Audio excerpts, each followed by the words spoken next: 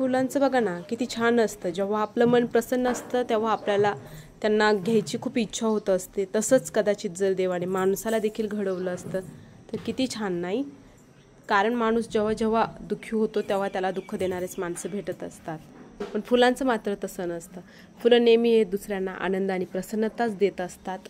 जर माणसाने देखील माणसाला बघण्याचा दृष्टिकोन हा प्रसन्नतेचा ठेवला तर या जगात कोणत्याच प्रकारची भांडणं देखील होणार नाही आणि तंटा तर त्याहूनही नाही। त्यामुळे प्रत्येकाने या फुलांसारखं आयुष्य जगताना सर्वांनी फुलांचाच आदर्श घ्यायला हवा, कारण ते नेहमी दुसऱ्यांच्या आयुष्यामध्ये आनंद, सुगंधता, प्रसन्नता पसरवत असते। तसेच एका माणसाने दुसऱ्या माणसाशी वागताना हे जे फुलाचे आदर्श ते समोर ठेवूनच वागा। फुलांचं किती छान असतं नाही, त्यांच्याजवळ आपण तेव्हाच येतो जेव्हा आपलं मन प्रसन्न असतं। याचाच अर्थ ज्याचं व्यक्तिमत्व हे प्रसन्नता देणारं असतं त्याच्याकडे माणसाचं मन ऑटोमॅटिक आकर्षित होत असतं। कदाचित देवाने सुद्धा माणसं जर अशी बनवली असती तर किती छान असतं नाही, दररोज आपल्याला लगेच प्रसन्नतेचं वातावरण वाटलं असतं।